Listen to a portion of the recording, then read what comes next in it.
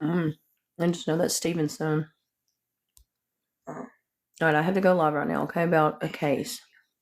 So y'all are coming up 5:39? Hey, y'all. I gotta look for his name on here because he changed it. I gotta see if I can find it. What's up?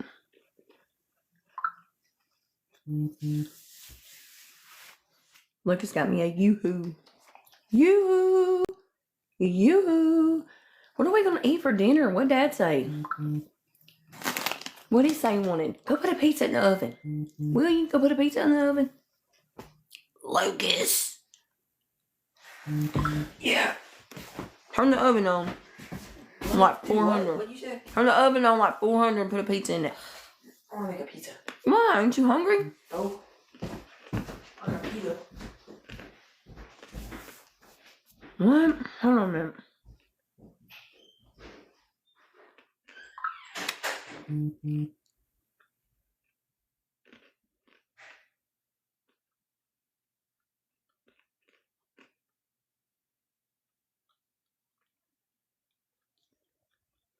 Yeah, I'm trying to get him on here. He's new to TikTok, I told y'all. Ooh, he's new. But he's gonna get the hang of it. Because he's very smart with what he be doing. I've been learning some stuff from him.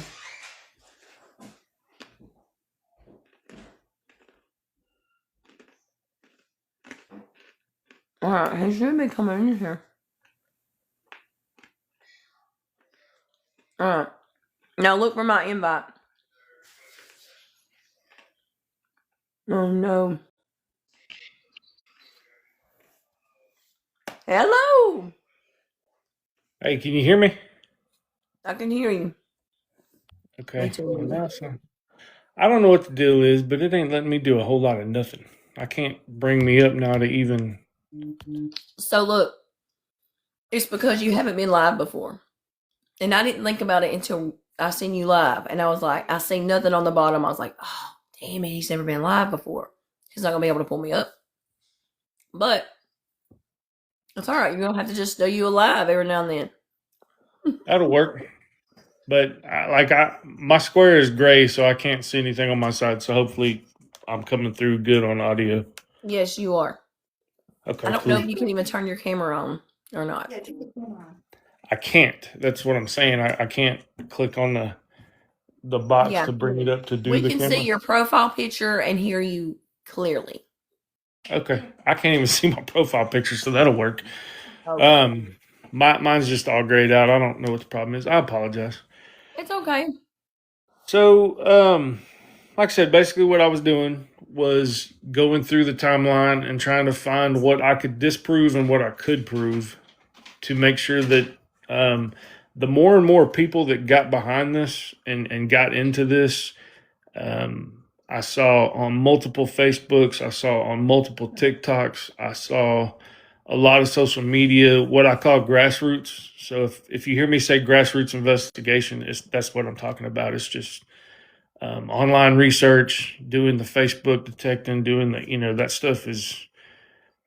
A lot of people laugh at that, but I will tell you now, the Facebook detect work, being a Facebook detective is actually a really good thing because you can find out so much about people from Facebook. So when I started seeing so many people come in and following Facebook and following TikToks and starting to get some momentum behind that, if we're out searching, which my wife and I, and Ray, I know you've gone out quite a bit. Nicole went out quite a bit. My wife and I have gone out. When we're out searching, it kind of helps to know what's fake and what's real and what are we chasing. So that's kind of what got me to a point. I found out that there wasn't a whole lot of leads going on, and I started seeing that on Facebook. Leads were drying up. People were starting to repeat the same thing over and over, which is not bad. But when you're repeating rumors and you're repeating stuff that nobody has verified or can verify, that just really muddies the water of the investigation. So I kind of went to the very beginning and I started reaching out. I was trying to be kind of nice at the very beginning, and I wasn't trying to get a hold of people as much as I wanted to. I was just trying to, be respectful of family, be respectful of people that know David, people that care about him and stuff. I just didn't want to step on people's toes or step in the way. So I finally got to a point though where I was like, I don't really care about that anymore. I'm just going to start reaching out to people. And if they talk to me, fantastic. If they choose not to, which there's several that have chosen not to talk to me at all, and I'm down with that. I get it. I think if some dude off of Facebook was to send me a message and be like, "Hey man, I know you're going through a hard time, but you want to talk to me about it," I would probably have a little bit of reaction to that. It's kind of crazy, but that's what I have is I have Facebook Messenger. Yeah. So what I'm going to do tonight is just kind of go over what I've been able to put down as far as a true and accurate timeline, and it's lengthy, so It is. I'm not gonna. Yeah, Wait. it's oh you printed it out. I'm a paper So typer. man, I am too, and here I'm sitting with an iPad in my lap. Like I'm usually a pen and paper kind of guy, but my investigators used to call me old school, but whatever.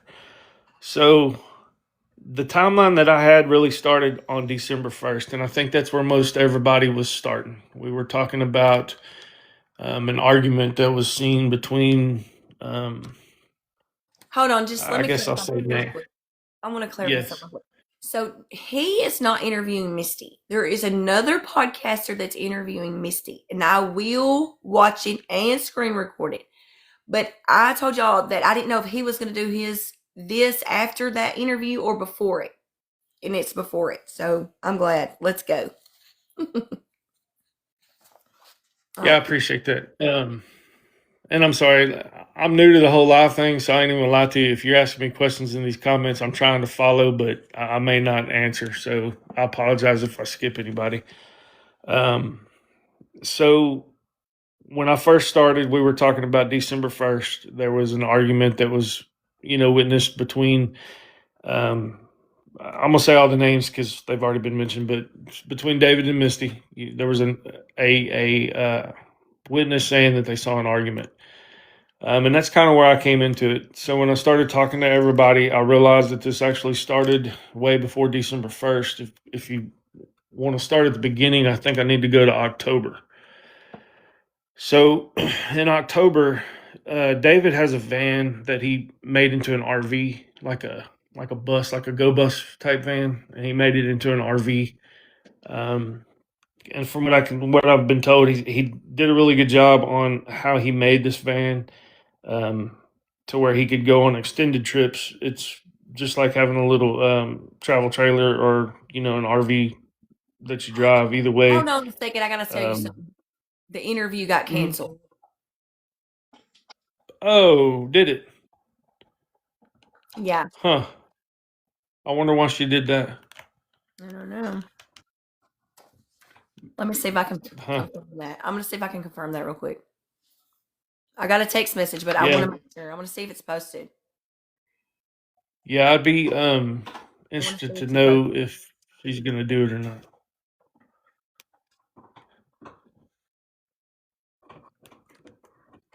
Yes, Heather Marie, that the podcaster that's doing the interview is her cousin. Where did you, somebody put it in here. Where did you see that it was canceled? And then I hadn't heard that it was. Yeah, I hadn't heard yet that it was canceled. I know she said she was going to put it on Facebook, but then somebody said you would still have to pay for it. 23 hours ago, she says, the podcaster says, I have been accused of being biased and putting his family through the mud. This is not true at all. I'm just letting Misty address all the misinformation and lies being told. And that was 23 hours ago. So nothing else since then. So I'm still gonna be looking for it as of right now.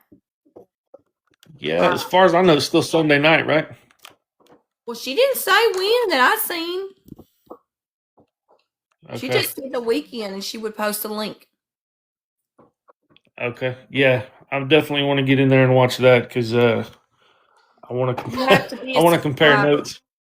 But you have to be a Yes, subscriber. Did you know that? I did. So I saw that, but it's worth the $2 for me. I'll go ahead and throw that in there. I I did it too. I know they said it was canceled, but I can't confirm it. I can't find it on her page or anything like that. Okay. Yeah, we'll have to keep an eye on that just to see for sure. So on this RV deal, in October, David had got a hold of one of his brothers and told him that he was going to go on an extended trip in this RV and he'd be gone for a little while. So he had a Jeep that I think at one time was supposed to go to Kayla, is from what I understand. So he ended up dropping the Jeep off at the brother's house and telling him he didn't want anybody messing with the Jeep while he was gone. And then, from what the family is saying, about a week after that is when he actually left on that trip. So it would be towards around the 18th, 19th, 20th is when he dropped that Jeep off. So towards the end of October, that last week of October is when he finally left to go on this trip. Nobody knows where he went. Nobody knows if he went to one destination. Nobody knows if he had multiple stops, multiple destinations. I have not had the opportunity yet to get into that and try to investigate if I could find anything on where he went. That is on my list of to dos. But he was gone for a couple of weeks, and from what the family knows, is he came home just before Thanksgiving. So probably the first 2.5 weeks in November, he was gone. The first real thing that I have in November is right around Thanksgiving Day. The family did say that he got back just before Thanksgiving. So a couple different stories on Thanksgiving. Now, the family tells me, and I've seen the screenshots of text messages, and I've seen timestamps that they did invite him to Thanksgiving. He was invited to do two different family dinners, one at one of his sister's houses and one at his brother's house. He ended up texting his brother and told him that he'd be there, but he was going to be late. And that is an actual text message. And then he didn't show up. He never did come to dinner that night. When I talked to Misty, she told me that she cooked Thanksgiving dinner and her and David ate Thanksgiving dinner together. She said she did this because David was telling her that his family doesn't really care about him, that nobody was, really calling him or trying to get a hold of him or anything unless they needed something. So they spent Thanksgiving together. They ate dinner. They got outside. They started a fire out in the yard. I think they had a fire pit back there. Started a fire and sat around and talked about it. And she said that David was just kind of down about the family not having a whole lot to do with him, at the holiday. She said nobody called him. And she had talked about, the brothers, they would call him when they'd need something fixed, worked on or fixed or something of that nature. But they just didn't really call him just out of the blue. Which at first, I was like, yeah, I get how that could suck, right? Because you want your family to be talking to you and all that kind of stuff. But then I got to thinking about it. I'm that way myself. My sisters, for instance, I'll call my sisters every now and again and talk to them. They call me every now and again and talk to me, but me and my brother will talk dang near weekly, if not, daily. We send each other text messages or whatever. So I could kind of understand that. But that was prior to when I talked to Misty. That was before I had a chance to talk to the family. Can I ask So something that I've Misty got, told me? yes, please. So Misty told me that while they were sitting around the fire talking about how his family didn't invite him to Thanksgiving and everything, that he was telling her that he was preparing to leave again because his dog was sick and he wanted to take her on a last adventure. And that's where she included that, where she believed that he might be at a cabin somewhere. So she told me that they talked about him leaving again too. Now, I don't know if that's just her throwing something in there or what, but she damn sure said that. She did not throw that into me. She didn't mention anything about him, at least not at Thanksgiving, talking about leaving or taking the dog on another, Yeah, one well, when last we were run or out whatever. searching that day, she definitely told me that. Okay. So yeah, that's new for me because like I said, she didn't tell me that. But I was told that. So after Thanksgiving, I was told the last time anybody really talked to him from the family was November 30th, and he had Billy had actually talked to him on the phone in a verbal conversation, and that was about it. And that was on the 30th. Now, as of right now, November 30th is the last day that anybody in the family has heard from him. Anybody can say for a fact that he was, communicating or that he was reaching out to anybody. So um, that's I've heard anything between the 25th and the 2nd of December. So I was glad I could kind of narrow that down to an actual date that I feel comfortable with, because on that 30th, the conversation wasn't very long, but it was, on the cell phone, and Billy was able to tell family that yes, that was him that he talked to. And the eyewitness that had talked about seeing things, which we're going to get to here in a minute, also says that she did see David on the 30th at the house. So she knows that he was home at the house on that day, which was Sunday. It'd be the 30th. So that brings us to December 1st, which was Monday. When I came in and started looking into stuff, everybody kept telling me that there was an argument earlier in the day, and then somebody saw them leaving in the evening. When I talked to the witness, what she told me was the argument earlier in the day was not what she had said. That's something that somebody had made as far as the time goes. Um, but that is not what she saw. She said she did not see them arguing earlier, um, or anything like that. So what had happened is on the first, one of David's brothers drove by the house. When he drove by the house, the truck was sitting where David always parks it. Everybody tells me he was a creature of habit with the way he parked his vehicle and the way he would park it in front of the shop or by the house. He just parked it the same way. So when his brother drives by on the first, and that was in the morning time, the truck was parked normal. The witness is saying that between 3 o'clock and 5 o'clock in the afternoon, what she saw was she had gone outside to let her dog out. And she saw that Misty and Kayla had walked over to David's. David was on his phone, which if there was a way I could get the phone records just to run them, that's what I'd really like to do, but that's going to be impossible. But so he was on his phone. She saw him lock his door, and all three of them, Misty, Kayla, and David, got into the truck with Lady, the dog. And she said that Misty was yelling at David at that time, and I think that's where the argument may be coming from. So she did say that, yes, Misty was yelling at him. And the witness said from his actions and his body language, it just looked like he was irritated and kind of stressed out. Got in the truck to leave, saw the witness waved, and she waved back. And then they did pull out on the 84 heading west for going towards Palestine, basically.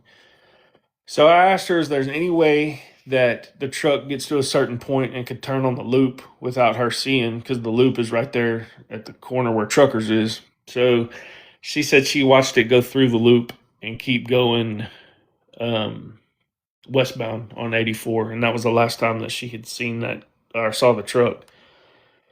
Later on that evening, she said it was getting dark. She didn't know what time it was, but it was getting dark. So it couldn't have been, between 3 and 5. If you're saying between 3 and 5, they get in the truck and leave.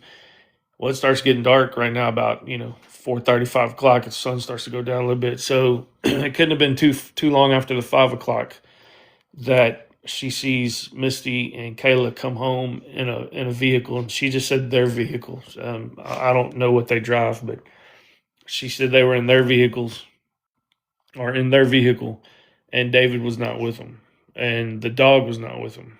Um, When they got back, they went to Misty's house. They didn't go back to David's house. They went back to Misty's house.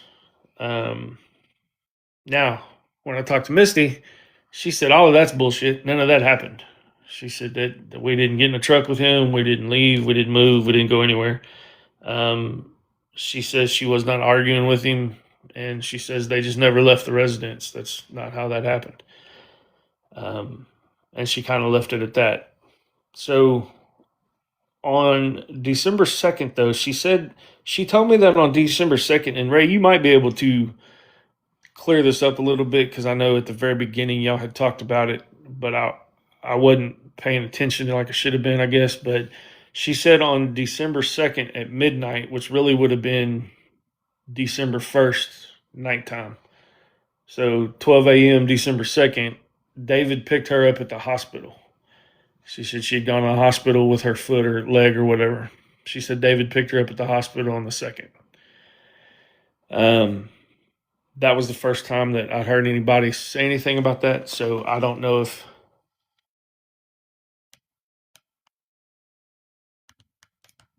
I think you're muted. I remember something about, not about the hospital, but I remember something about a prescription he was supposed to be picking up or took her to pick up. But I don't remember anybody saying anything about him picking her up from the hospital.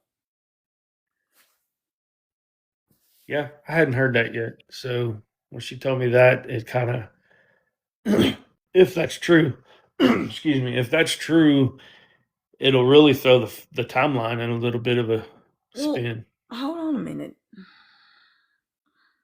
Let me look at something. You can keep talking if you want. I'm gonna. All right, so she told me.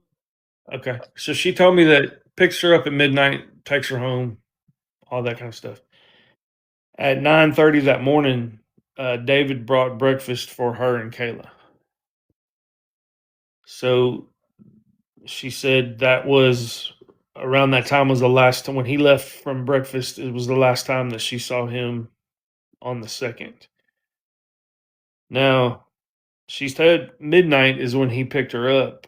The witness is saying on the 2nd, between 1 a.m. and 3 a.m., she got up to let the dog out and that's when she said she saw Misty, Kayla, and a younger black male that was tall. She said probably 6 feet tall, 6'1" maybe. She said he was anywhere between 19 and maybe 24 years old. The three of them were coming out of David's house. Now, I asked her, are they coming out of David's house or are they coming from David's house? Because that's a different deal. She said she saw them coming out of David's house. And all three of them had hoodies on, but you could tell that they were holding things under their hoodies like if they had something up underneath their shirts. And they just kind of looked at her and they kept on walking over to Misty's house. So, depending on which story you're looking at, he's either picking her up at midnight or the witness is seeing her between 1 and 3 leaving out of his house with items under their hoodies. She said she did not know the younger male, didn't know who he was, but she could tell that he was young, not an older gentleman. So I was going to try real quick. I was going to try to look back on these text messages that we have between him and Kayla. I mean, not Kayla. I'm sorry, Misty. But there seems to be some gaps here. In my opinion. So, like, I can't tell what day this is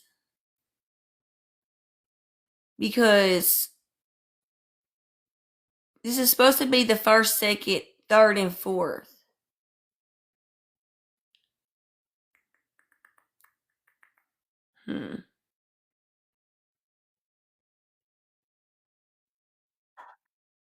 I don't think I can't say for sure if he picked her up. How can we find out? I don't know. I know the only way to really do it is, do we have any kind of surveillance of him at the hospital? Yes, ma'am. Did she say that they actually had breakfast together? The only thing she said is David brought breakfast for her and Kayla. Okay. And she also said that later on he brought her a beer, like from the store. And she said that when he brought the beer to her was the last time that she saw him. And that was on the second. At 9:30 in the morning is when she asked for freaking beer. What? Okay. And then Then it could have been. Go ahead. he actually responded, well, I don't have any more money right now to buy a beer. Yep, I do. I only saw those text messages once, but I do faintly remember him saying, "I'm pretty much out of money." Yeah, I'm not judging. I'm just saying what was said and the times it was because we're trying to get the timelines. It was early in the morning on the second. The the text message that asked for chocolate milk. What time was that text message?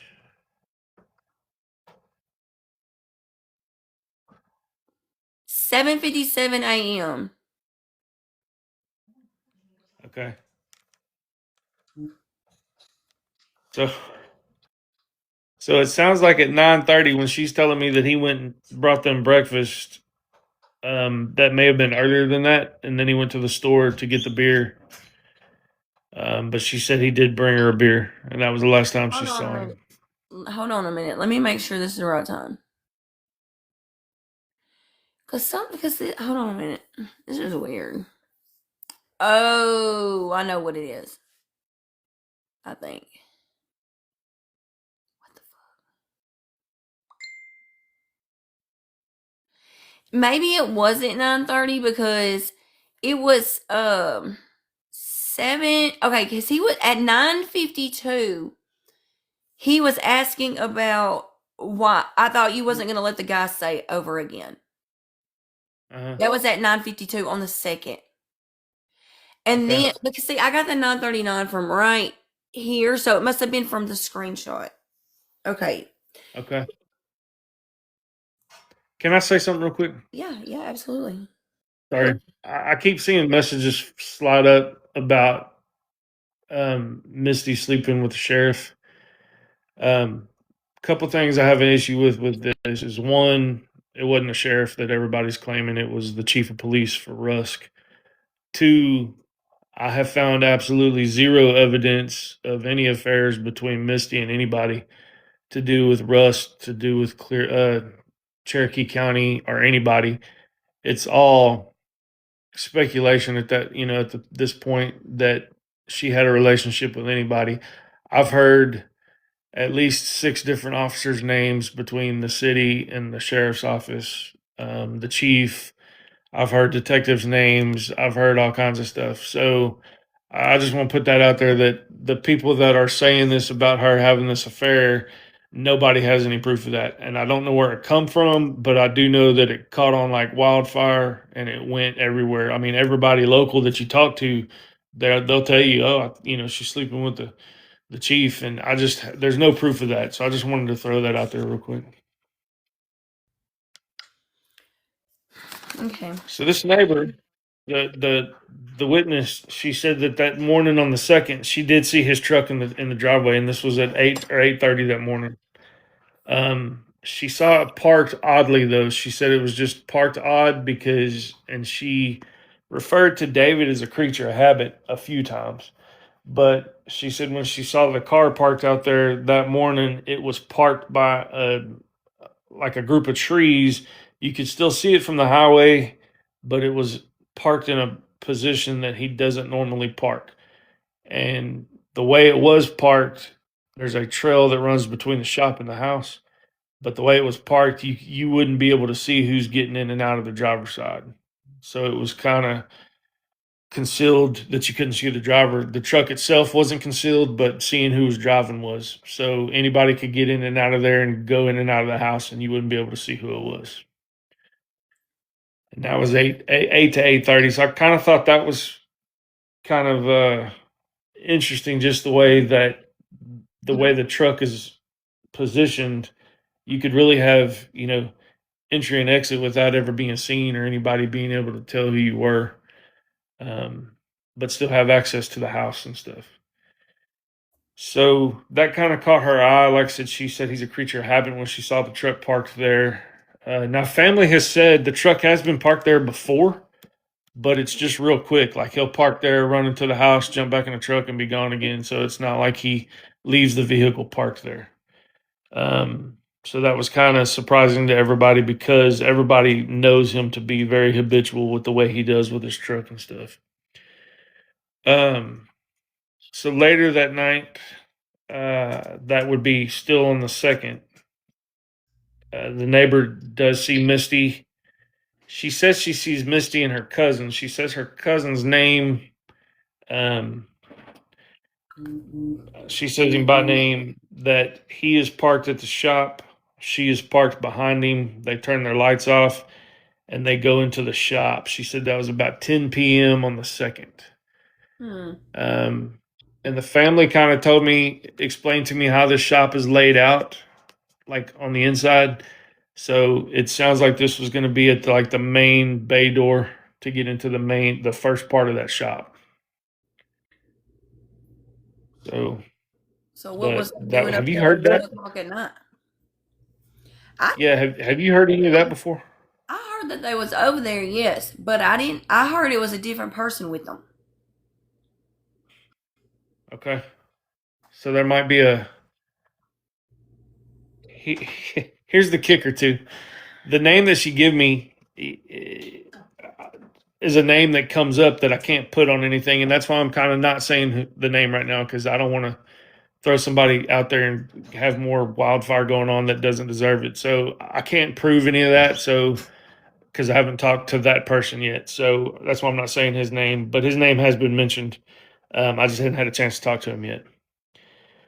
So on December 3rd, which would be Wednesday, and this, what I'm fixing to say, is totally allegedly. So I'm just going to say allegedly, because I hadn't talked to these guys either yet. But on the 3rd, there was a poker game going on, and Misty called her cousin, who was in a different cousin who plays poker with this group. When she called the cousin, she asked him, who does David know that has a cabin and yard, because he's gone the Trinity fishing in yard, but he left his cell phone in her house. And she was trying to get a hold of him to get the cell phone back. So that was December 3rd. I have not been able to contact the guy yet to see the guy that would have been part of that conversation. I haven't been able to talk to him yet, so that's why I'm saying allegedly. But that was the first time that anybody had reached out about David was not in Rusk. He was somewhere else, and she was saying that he was in Yard. And she kept with that story, so you'll hear Yard again here in a minute. The Trinity is a river. Yes. Trinity River is a big river, and it covers several different counties in Texas. So it's a big river.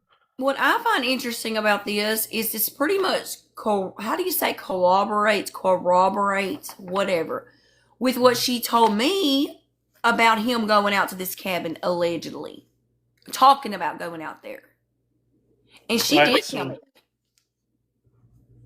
Yep, and when I talked to her, she told me that her gut is the way she put it is her gut says that he's alive, he's on the Trinity, and he's at this cabin because he was frustrated about things financially that he was having to do. And she said too, when she talked to me, including taking care of me and Kayla.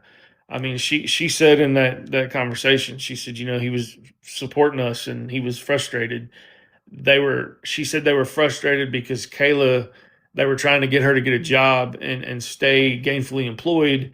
And she did have a job, but then she quit going to it. And they were getting irritated because she would not get a job and hold a job. So she feels like he may have left to get out of all that and just, find somewhere he can get away from everything and not have to deal with all that. Nobody can So, confirm where this cabin is. They say we'll just go to the cabin. Nobody knows where it is. Nobody right, so knows. Yard, Texas. I didn't even know there was a Yard, Texas until this came up. So I had to Google it. But my wife had told me, she was like, it's in Anderson County. So I Googled it because I wanted to see where it was. And it's a community that's made up of large parcels of property. And when I'm saying large parcels of property, these properties are 35 acres plus a piece. And people have shanties or cabins or whatever they build on the property that they rent to people.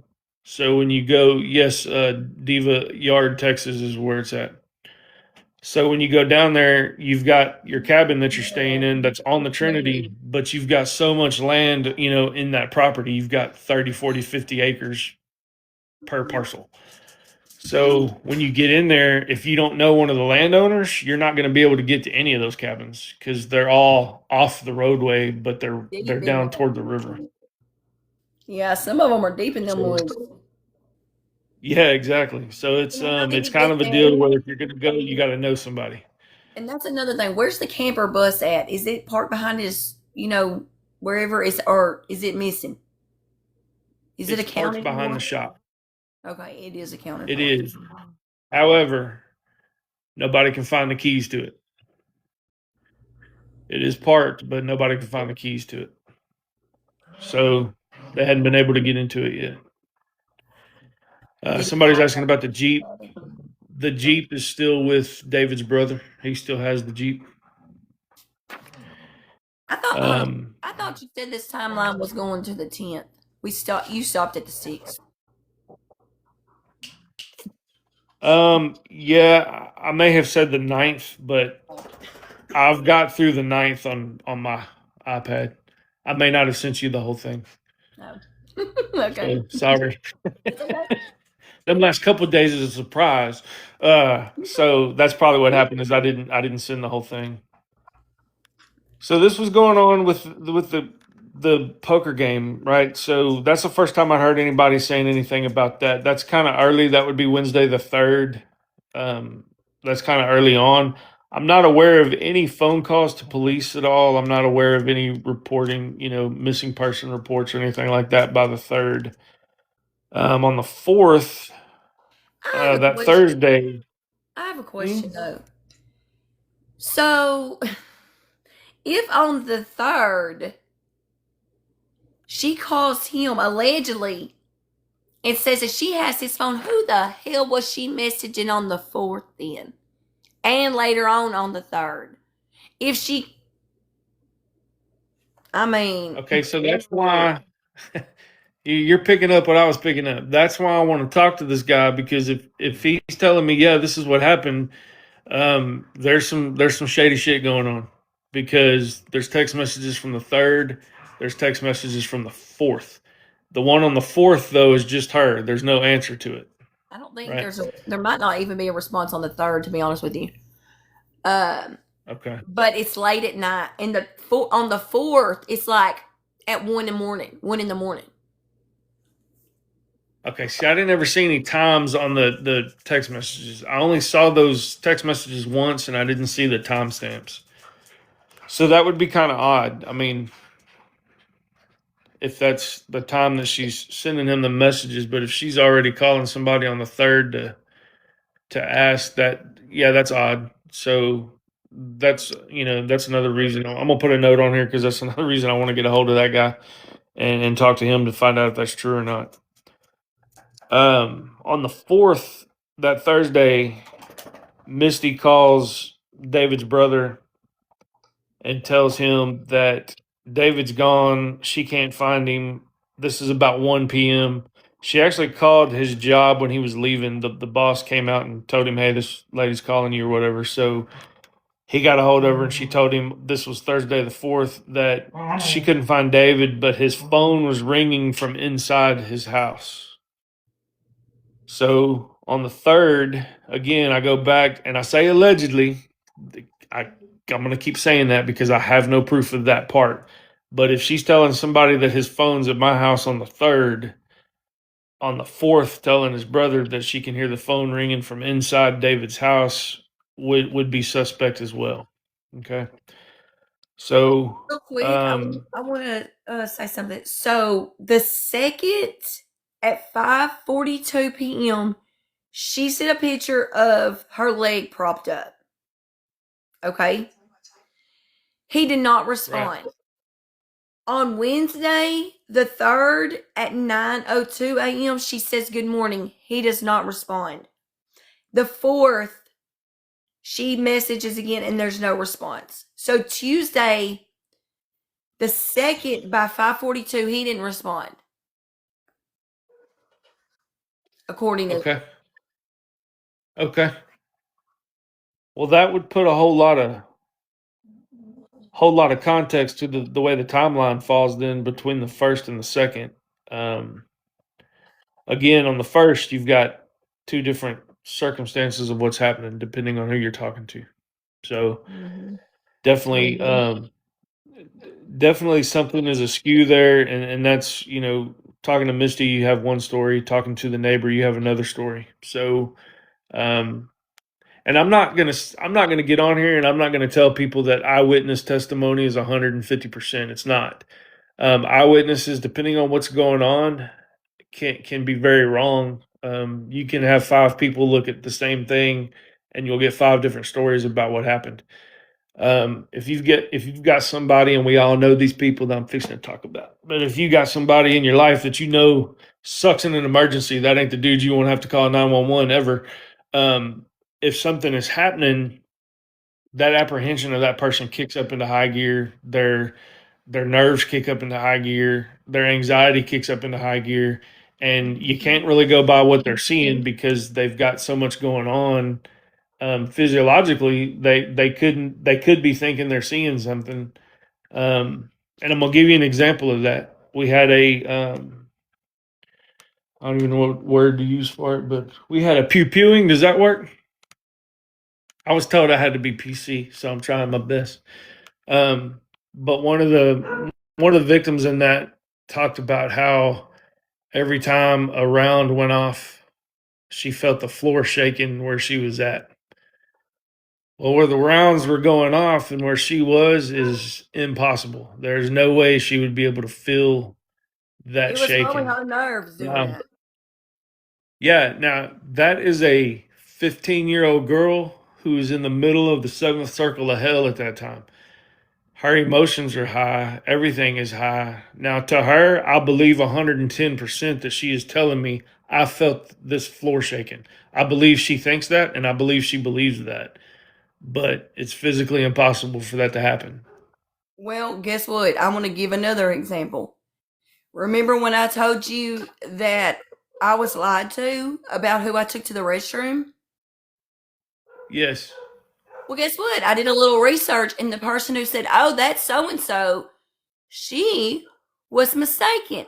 And I believe it was because of someone what you were talking about, because she was all hyped up, mad that they were there, and she mistakenly told me that that's who that was, and it was not. I did some research on it, by the way.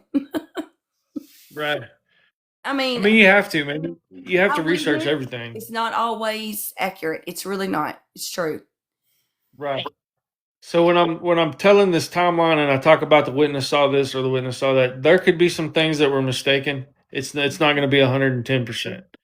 Um, So I just want to put that out there because I know I don't want people to be like, oh, well, the witness saw it, so it must be gospel. Um, Now on what day was that on the 4th? So there is a Cherokee County deputy that told them on that Thursday that he saw David's truck exactly where it was found, and this was Thursday the 4th, which was Highway 84, where the Natchez runs underneath it at the Cherokee Anderson County line on the north side of the highway. Now, up until 2 days ago, I've been operating off the idea that this truck was found on the south side of the highway. So I was completely wrong with where the truck was found. I just realized 2 or 3 days ago that it was actually on the north side of the highway. So What happens is with Cherokee County, that bridge where the Natchez runs under is really the county line for Cherokee and Anderson. So what you'll have is you'll have the deputies from Cherokee coming up to the bridge. They'll use that spot right there to turn around because that's the end of their jurisdiction. So they'll turn around there at the river. And he did say that when he turned around that he did see that truck.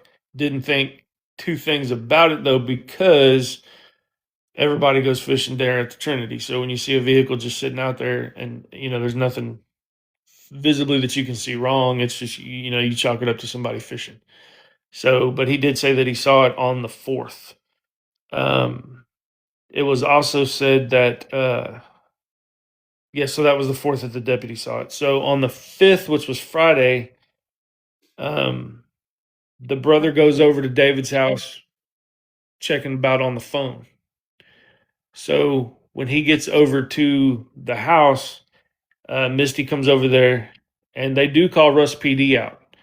Now, when you make FOIA requests on open investigations, the chances of you getting any records are slim to none. I was able to get dispatch records for the 5th, and there is a deal on there that says some a male is calling about his missing brother, and it is David's address that call is for. So I can verify that Rusk was called that night. That was Friday the 5th. Rusk did go out there. Well, that's good to know. Yes, ma'am. So Rusk went out there, talked to him and the brother and the Misty. Nobody made entry into the house though. So they did note the truck was not at the house, but nobody went inside. The Rusk PD kind of looked around and they didn't make entry. There was nothing there that really looked suspicious or whatever to make entry. Can't verify that anybody at that time heard the phone ringing inside the house or whatever. So on the 6th, the brother that has the Jeep, right, where he dropped the Jeep off, on the 6th, he's got the keys to the Jeep. And he's like, well, shit, there's another key on the key ring for the Jeep. So he goes back to David's the morning of the 6th, and it's the house key for David's house. So when he goes back over, he does call Rusk PD back out Saturday morning, tell him, hey, I got this key and I, can go in the house or whatever. They use that key to get in the house. Rusk PD kind of walked around the house and looked around. This is where the recliner came in. So everybody was talking about the recliner a lot and the condition it was in or whatever when they found it. That recliner was kicked back like a regular, as far up as the feet could go, and then it was laid as flat as it could go back. So it looked like a regular recliner. It was not broken. I have a picture of it. It doesn't look broken at all. But it is laid back like that, like everybody was saying. I was having a hard time trying to see what everybody was trying to say about that, but seeing the picture makes it a lot easier. Yeah. I don't think it's as dramatic as everybody was making it out. I think you would have a hard time if you was 200 some odd pounds just stepping out from that. But there was no signs of struggle. There was like a blanket or something on the foot part. So there was no signs of struggle. Was the recliner broken or anything? Or is it was just like that? It didn't look broken from the photograph. It looks like it was just laid back and just left in that position. Okay. I was just curious. Rachel, you're asking about what case this is a David Blount missing person case out of Rusk, Texas. So when they found the chair there, they kind of looked around. David's cell phone was on that recliner, and his wallet was on the kitchen island there in the kitchen. Rusk PD basically asked who's the oldest person. One of the brothers said I am, so he was given the wallet or whatever. At that time, Billy took the cell phone and was looking at the messages sent, looking at the last phone calls, taking screenshots of that so he could call these people and try to see if they've heard from David. So from the get-go, he had the phone. Now, while they were there, Russ asked if there was any other phones, and Misty did tell them, yeah, he's got a second phone, But when I talked to the family, they're like, yeah, he did have a second phone, but it was like an older smartphone he had, right? So that was how they got that second phone. So they say Misty's in the Now, chat. You think we could ask her a question about what on the 3rd in the Trinity? yeah, And if the she can clear alleged, that up, that'd be awesome. yeah, and the alleged call to a cousin at playing poker or something like that. Ask her the question. Yeah. She's in the chat. Misty, so if you're in the chat, I got information that on December 3rd, you had reached out to one of your cousins and was asking him if he knew anybody David might know on the river on Trinity in the yard because he had left his phone at your house. I was trying to verify that information, but I haven't had a chance to talk to them yet. Can you verify if that conversation occurred or not?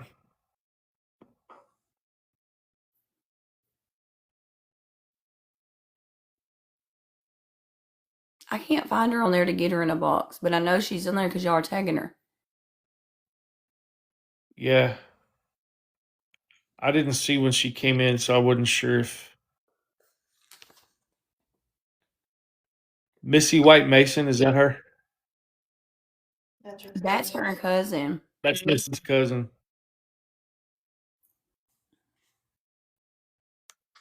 Did she Hey, my leave? face is better.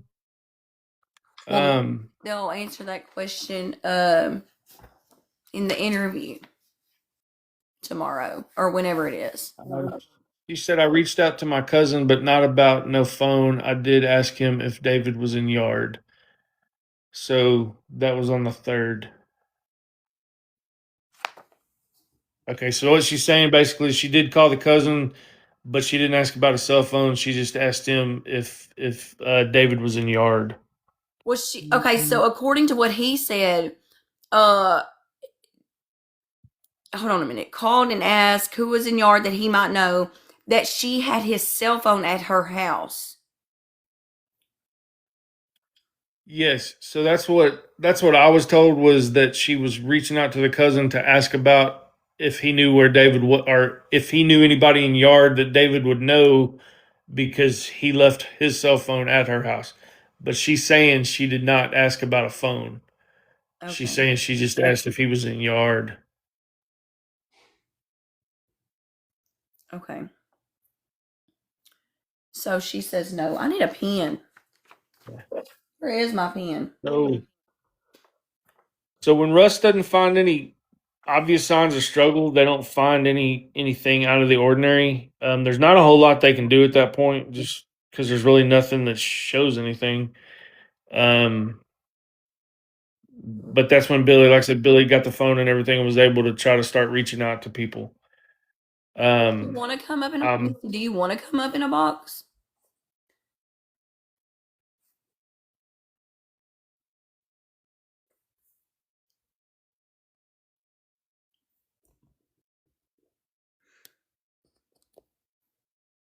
She said sure.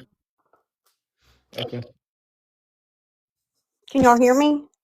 Yes, I can hear you. Okay. Yes, ma'am.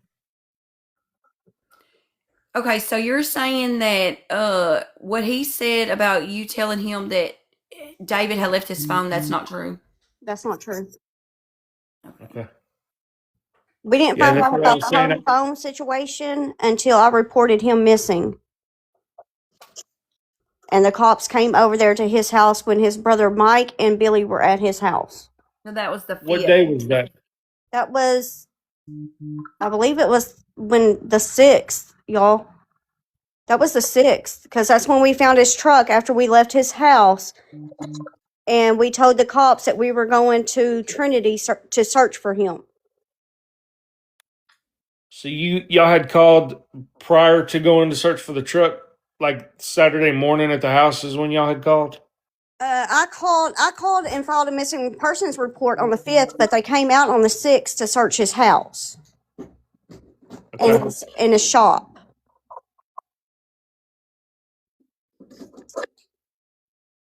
And that was that morning, right? Saturday morning? Yes, sir. Okay. Yeah, that kind of falls in line with what I didn't know you'd called on the 5th, though. I was thinking it was the 6th, but yeah. So that's what the information I was able to verify was that they did come out Saturday morning, and that's when Rusk actually went inside and kind of walked around the house and took a They look found around. one cell phone and they found his wallet. And I said, "Did you find the other cell phone?" And they said, "He had 2 cell phones." I said, "Yes, sir. He had 2 cell phones. One was not activated, the other one was." And they said, What was found? the one that's activated was found. The other one, David could not remember the passcode to it, and he didn't like it because it was big and a touch screen, and he really did not like touchscreen phones. So my daughter went in there to his house and found the other phone. I said, "There's another phone in that house." 5 maybe.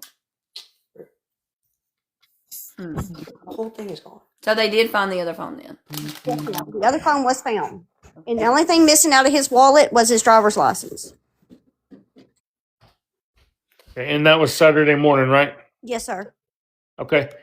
When y'all split it, so I guess what I got after that was you had mentioned again Yard, that he may have been on the Trinity out at Yard, but the brothers were saying he doesn't fish at the Trinity. He doesn't like fishing at the Trinity, is what I was being told.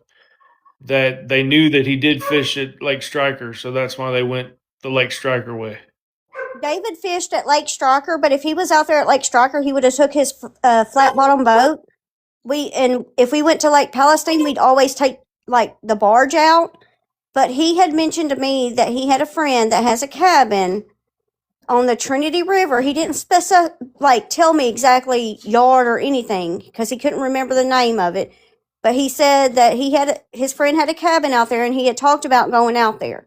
And I asked him, "Are you going to take your motorhome?" He goes, "No, there's cabins out there." I said, "Are you going to take your boats?"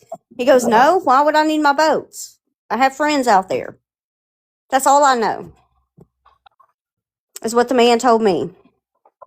So this might not mean anything, but I noticed when I did a little search on David that he has 6 watercrafts registered to him. That's a lot. 6. Do you know what? I know he's got the pontoon. I know he has a flat bottom. He used to have some jet skis. He's got, if I remember right, he still has a boat at his house on 747. He also had a jet, what do they call that? A jet ski boat, like one of those, like racing boats. That's all I know. Okay. I was just wondering. I figured maybe some of them didn't run anymore. You know, anything's possible. I was just curious about that. The one that says, "Is it true that he gave Kayla the second kayak and she sold it?" No, he did not give Kayla the second kayak. He sold the kayak. When was that? I'm not for sure exactly when that was, but that's been like 2 or 3 years ago. I can't remember the exact date. Okay. But he sold the second kayak. Okay. Is that the blue one that everybody was talking about? It was Kayla told me it was actually a green one just like his. Okay. Okay. So when Billy and them left to go to Lake Striker, was anybody with you when you went towards With Palestine, I me, guess? was Kayla's boyfriend, Kayla and another one of her friends, and me and one of her friends were riding in the back of the truck, like the back seat of the truck. Kayla was driving, and we went across 84 Bridge, headed to Palestine to Trinity, and we just happened to look over, and somebody's like, "Hey, there's a red truck right there." So we pull into the roadside park and turn around and go down there, and sure enough, it was David's truck. But we had no idea at first that was his truck. And as soon as I found it, or that we found it, I called Billy and Mike, and I also called the police department. Okay. Did that phone call, because right there you're at that county line, did that go to the sheriff's office or did it go to the city? It went to the sheriff's department, so two deputies show up, and also two. I want to say it was state troopers that showed up, or it might have been Okay. game warden. I really cannot remember. It was one of the two, but Rusk PD did not come out. Okay. Did they come out at all? No, sir, they did not come out until I think it was either a day or two after when they started searching.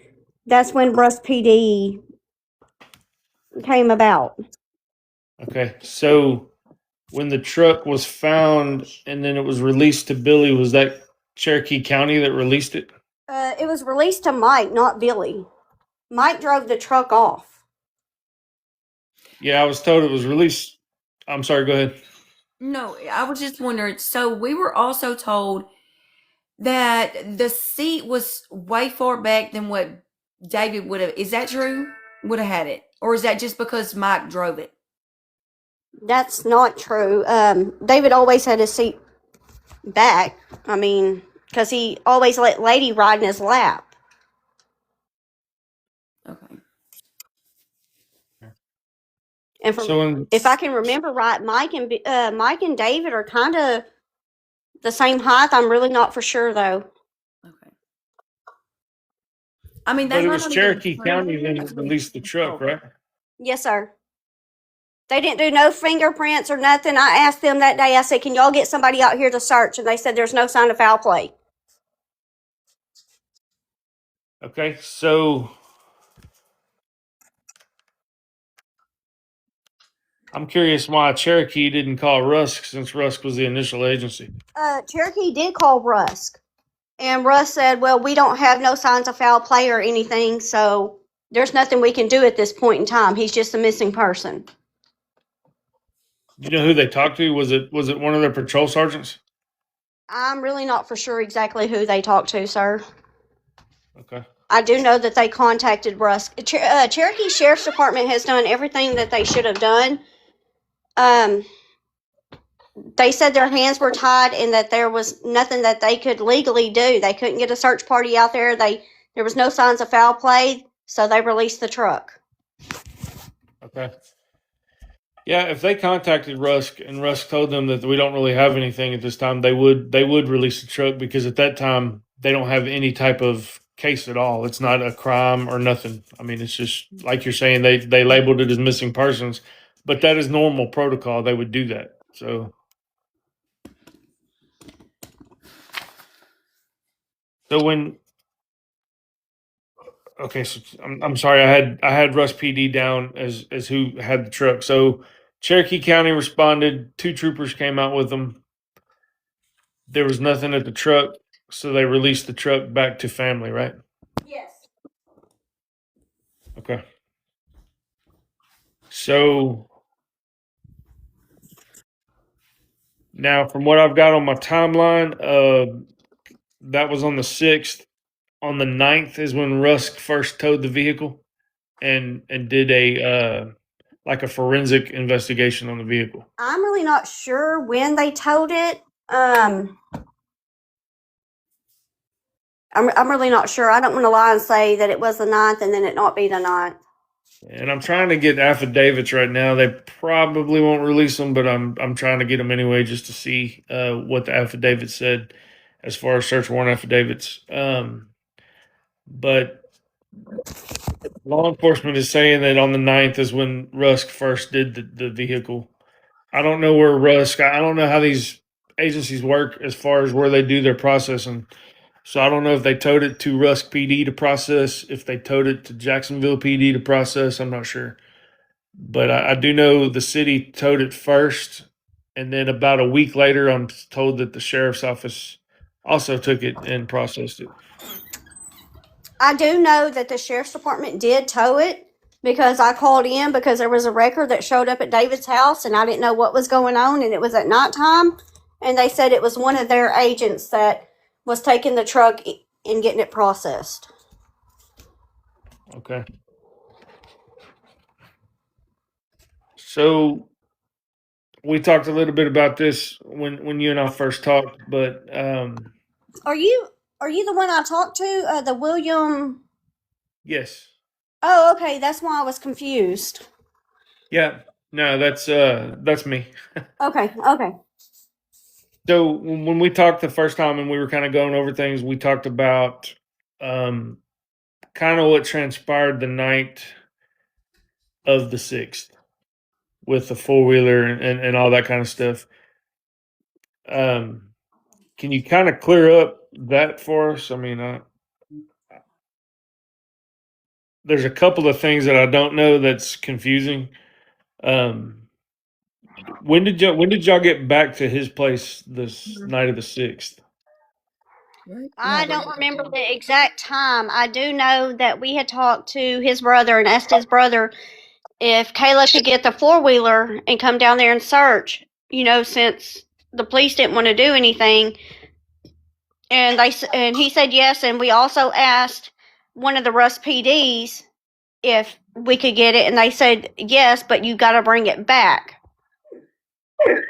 And so we were going to load up the 4-wheeler to go out there and search for David. Okay, so you said you asked Rusk PD. Did they finally respond out there to the truck or not? No, they never did. They just told us that we could go out there and search, but there was nothing that they could do about it. Where did you talk to them? Like on the phone, or did you talk to them in person? On the phone. Okay. So they told you if you wanted to go ahead and search, you can? Yes. Okay. And I called my cousin up and I said, hey, can you get a boat out there tomorrow so we can search like the river and the banks and everything? And he said yes. Okay. When y'all went to the house then to get the 4-wheeler, can you run us through that? Just because I know the family did show up and there was a little bit of back and forth over that kind of stuff. So we got Kayla's 4-wheeler, which David had bought her to take out to River Run and everything. We got it and we were fixing to load it up on the trailer, and Mike Blount comes over there and he's like, where's David's wallet? What right did you have to take David's wallet? I was like, it's in my daughter's car. We just took it for the simple fact we didn't want no one stealing the rest of the stuff that was in there. It's in the middle of her console. Nobody's touched it. And he's like, I'm calling the laws on you. I was like, go ahead and call the laws. I was like, I'll release the wallet to the laws.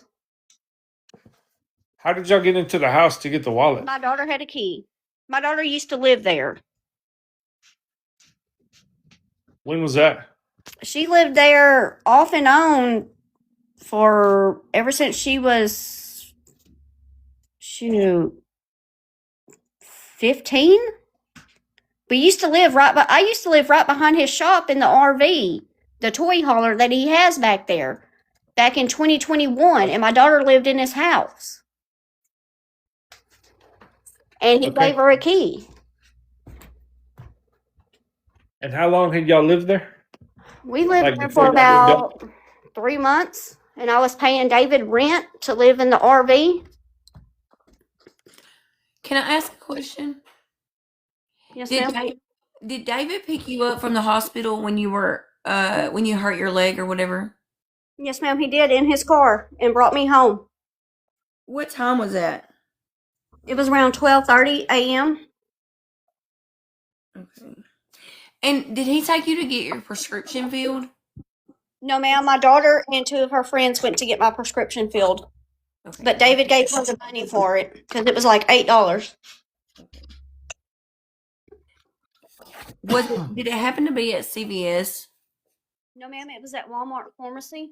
Okay, thank The you. cops have they have pictures of my daughter and her friends picking it up. That's fine. Thank you. Okay, so she still had the key then from when she lived there before, is what you're saying? Yes. Okay. Is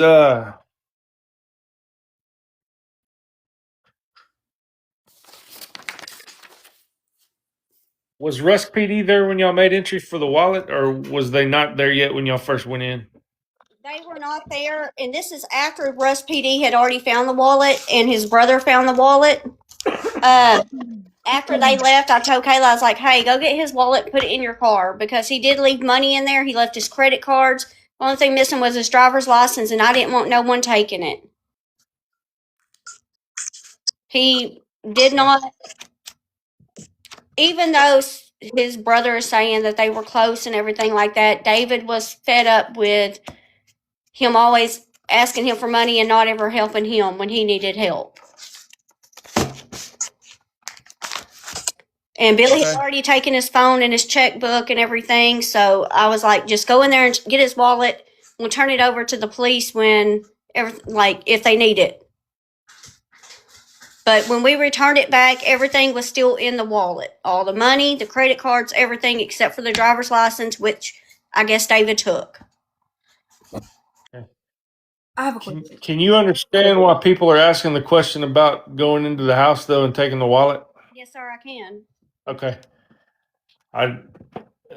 When all this first started, I had a whole lot of questions about that. But the more I talked to everybody, family included, a lot of it was explained to where I could say, okay, I can now see where the officers, the decisions that were made, why they were made, and why each officer made that decision. I want to ask a question. When you guys went in to get the wallet, did you say that's when the PD was there or no? It was. No. Okay. So when the PD was there and they let you guys in, They let Kayla in. I never set foot inside the house except for the first. but you When were David. But were you on the property? Not that you went in, but were you on the property? Yes, I was on the property. Okay, was there another guy with you? You don't have to tell me his name or anything like that, but was there another guy with you guys? No, ma'am. It was just me and Kayla. There was not another guy with us.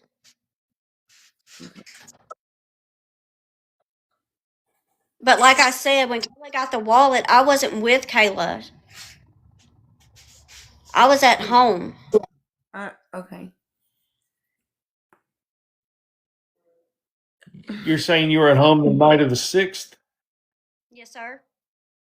After all was said and done, because I got CT'd from the property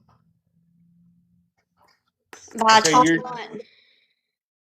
Okay, you're saying that you're saying this was after the 4-wheeler deal and all that. Yes, sir. I got CT'd from the property, and so I had to leave, and so did Kayla. But she went When back. y'all were on the property. No, she. Yeah, that's what I was about to ask. She did not go back that night. We're both CT'd. We have not set foot on that property since we got CT'd. Okay.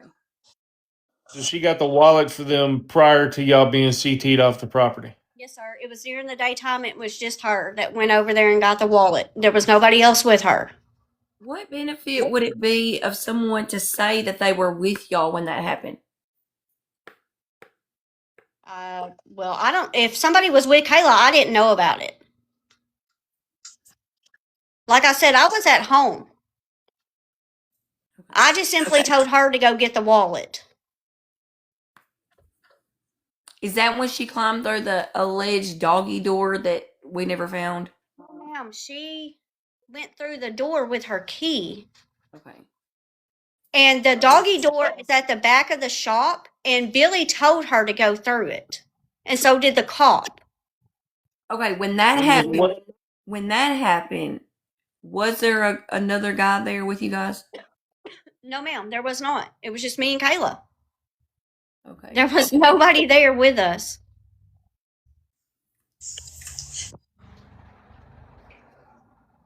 Because I had went and picked her up and everything and brought her back because she was the only one skinny enough to go through that doggy door. And Billy said, go ahead and go through the doggy door. When was that? When did she go through the doggy door? On the 6th? That morning or that night when y'all were there with the 4-wheeler? That morning and that night, because she had to go through the doggy door to unlatch the deal. But she was told by Rusk PD and Billy that she could on both times. Okay.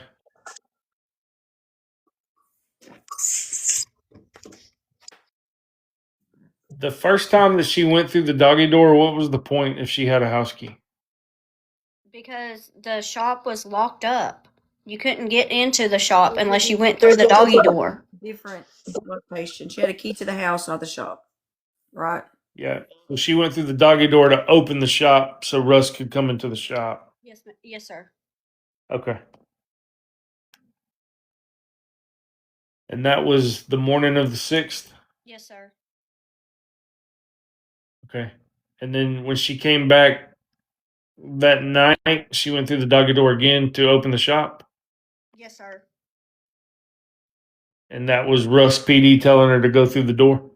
And she also asked Billy at the river if she could go through and get the 4-wheeler and bring it down there and search, because we wanted to do a search that night for David, because we found his truck and everything, and it was unlike him to leave his truck unlocked. Yeah, I have been told that. Where was Even his when we- keys initially found? His keys, I guess, are with him. Now, there was a spare key on the in the floorboard of the truck, That's what I was trying to figure out. Okay. and his gun is missing out of his truck because he always carried a gun. I think we have to say pew pew. Yeah, pew pew. I'm sorry, this is new to me, y'all. I know it's okay. It's Me too. not that serious, honestly. But I do have one question. So, and now this was a rumor, so if I can get it cleared up, I'd be happy. It's said that he had some weapons, some pew pews that were missing. That he had some at his house, but they weren't there, and that then it was said that maybe they were sold in Nacogdoches. Do you know anything about that? No, ma'am, I do not. I'm sorry, y'all. My dogs are barking. No, ma'am, I do not. I do know that he had guns. I do not know where they're at. I even asked the officers, hey, are his guns at his house? And they said, what guns? I said, he had guns at his house.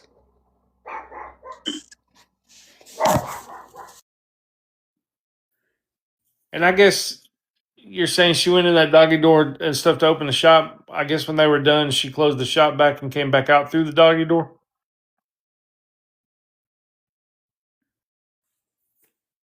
Getting on them dogs.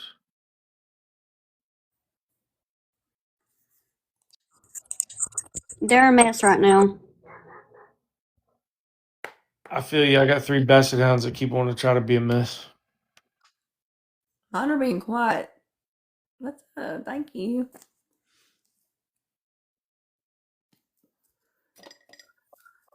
What was your what was the rest of your timeline that you had, Madness? So what I've got is that 6th, all of that was going on that night, right? And then once that kind of got handled, Chief Hagney basically told him, I've reached out to Texas Parks and Wildlife, which I do have the records showing that he did reach out, what I would call as an immediate response, but he did reach out to Texas Parks and Wildlife and request boats for the river, and the game wardens started to mobilize their stuff. They wouldn't have been able to get ready till the next day, so the search warrant, or the search warrant, that's dumb. The search was set up for Sunday morning, which was the 7th. And that was supposed to start at 8 o'clock. Here's what I found. Ooh. So here's the deal with the search. So they have the search at the river there, at the Natchez. Family gets there first, and they see that there's a couple of guys from the sheriff's office and a couple of guys from TDCJ with their search dogs. And they're basically told, I need y'all to stay up, on the road, close to the road. We're going to run these dogs through here. And then once we run through that, we're going to go back through and kind of search on the places that the dogs might hit.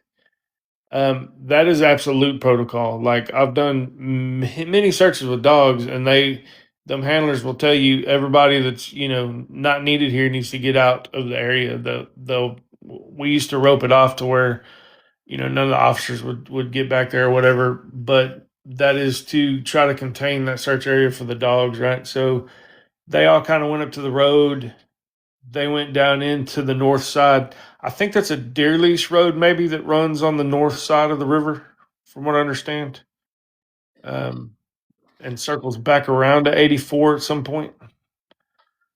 That Yeah, ID Fairchild. there is Yeah, I think camera that part. Yeah, exactly. And I think, Misty, I think that's right. I think it butts up to the back of ID Fairchild. So when the dogs went in there, everybody else stayed up at the road. Chief Hagney started getting everybody together. That was a little bit after 8 o'clock Sunday morning. Basically, he lined them up. You know, they kind of talked about what they were looking for and what they were going to do. And it sounds from what the family's describing to me is he lined them up in a line search. They said they're about 10 feet apart, shoulder to shoulder, just made a line. And they were going to walk north off the highway through that area.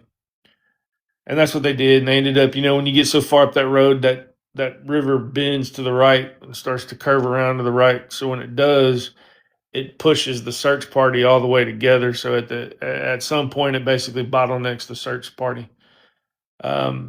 There was a little bit of contention between the deputies with the dogs and the TDCJ guys because the search party came in before they were done running them dogs.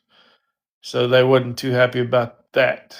And there was, you know, some, you know, words about, you know, y'all need to back off or back away from the dogs and let them do their thing. So, as far as I know, the search party themselves only did that north side. I don't think the whole search party did the south side of that at the Natchez. That you know that was Sunday, so um, some people searched way far deep as far as they could walk up that little road.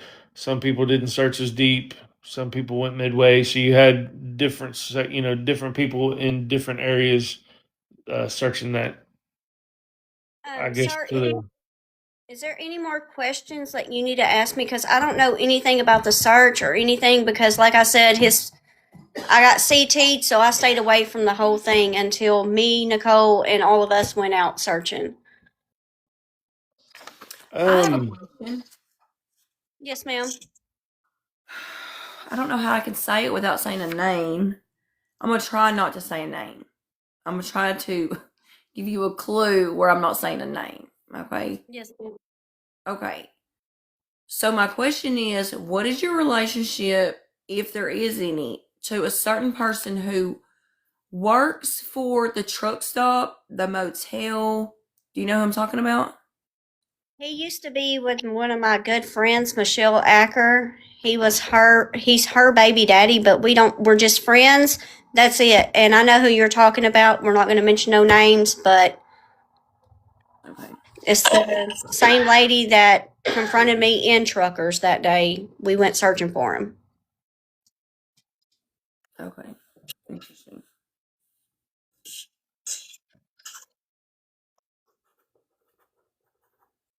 I don't think I have any questions left on that. I think you answered what I had. Okay, sir. Ray, do you have anything else? No, I think that's it. Thank you for coming up. I I really appreciate you. You're welcome. And thank y'all for the time. Alrighty. Bye.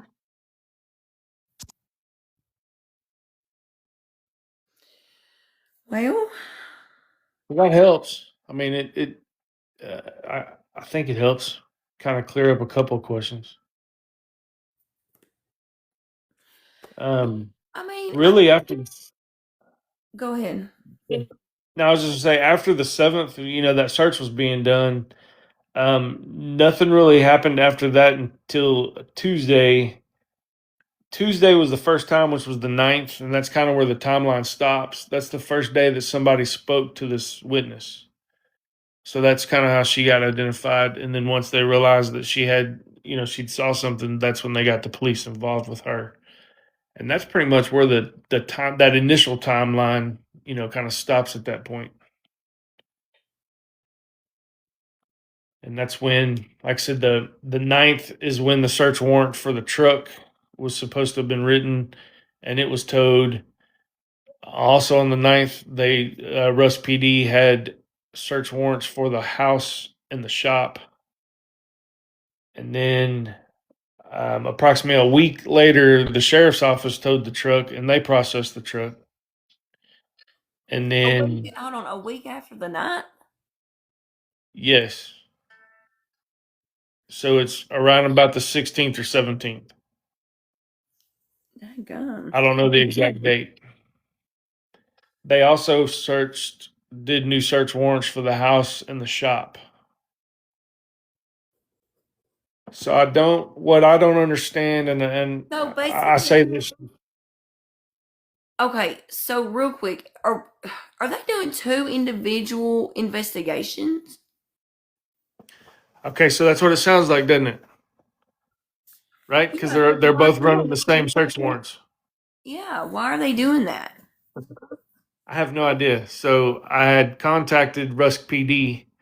I've tried to contact the sheriff's office. Nobody from the sheriff's office will talk to me, which is cool. I mean, I get it. It's an open investigation. They're not going to want to, talk to some dude on a Facebook Messenger. But I did talk to Rusk PD. I did get a chance to, kind of talk to them. They are saying to me that the sheriff's office is assisting Rusk PD. Rusk PD is still the initial or the initial agency. They are still running the investigation. The sheriff's office, and they also said the Rangers are assisting them with the investigation.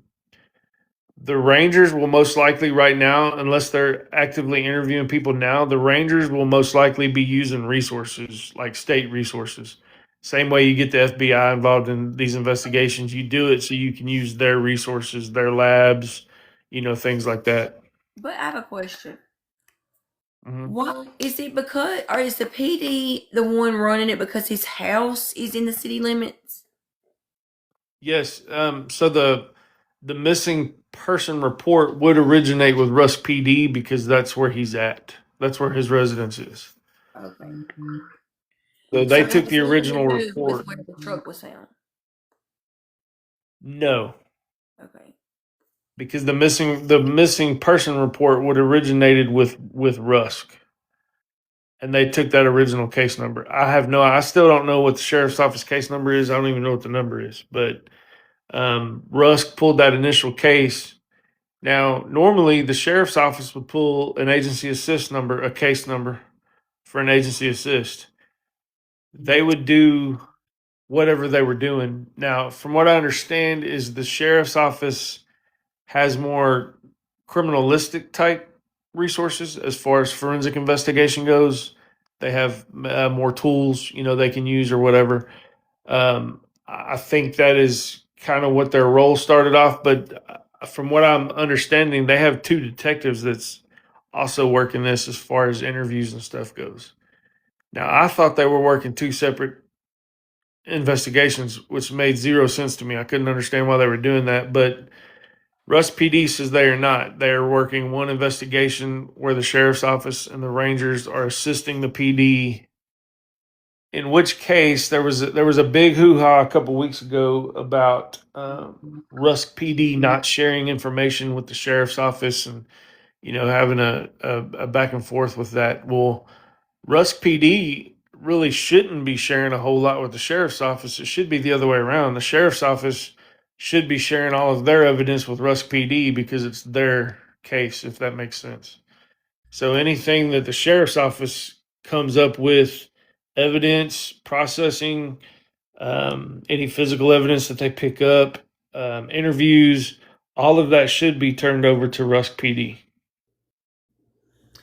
So are they doing individual interviews too? Like is each, are they sharing the interviews? Or are they doing their own interviews? Do you know? That I don't know for a fact if they're re-interviewing everybody between the two agencies. I do know that I asked Russ PD about somebody that I want to talk to really, really, really, really, really bad, and I was told he is on the list to be talked to, and the sheriff's office is handling that interview.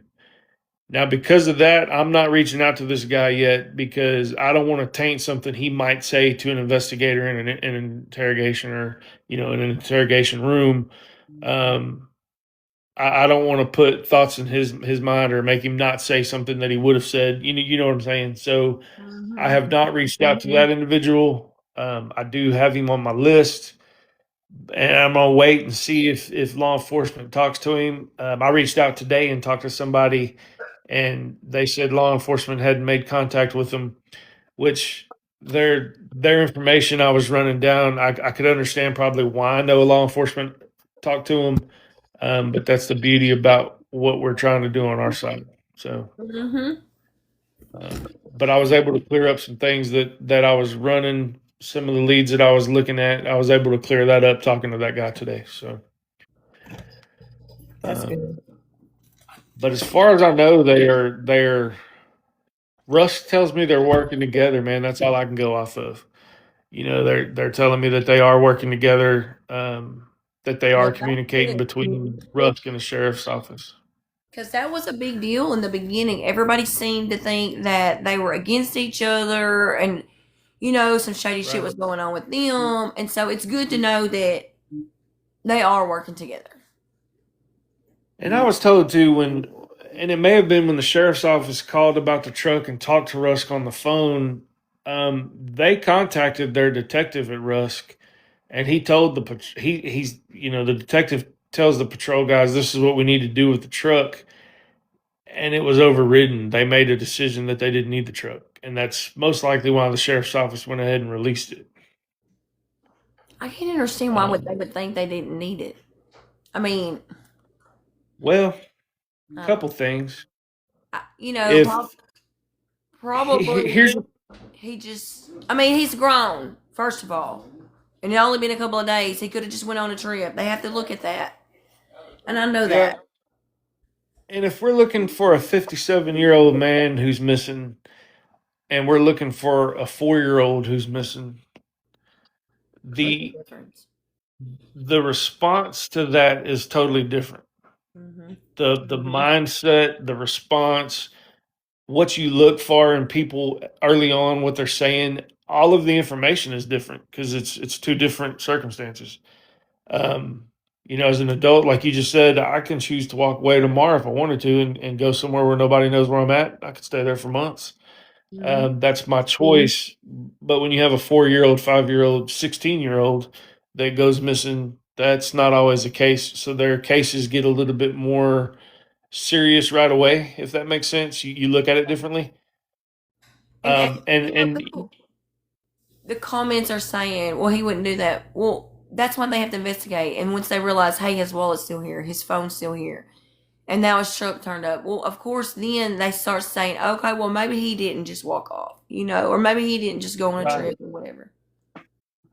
Now, I have several theories that I'm looking at, and him leaving on his own accord, I can't totally dismiss that just because there's no evidence. So it's not that I can just be like, oh yeah, he didn't do that. I mean, I know people that I would say that person would never do that, and then they turn around and do it, and then I'm like, holy cow, and it's surprising every time.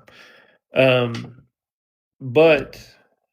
like I was saying earlier, if the family's not talking every single day, and they're not always up in everybody's Kool-Aid, you know what I'm saying? It's like you never know really what somebody's thinking, and I see it. I mean, I've done it. I mean, let me be honest. I'm like everybody else.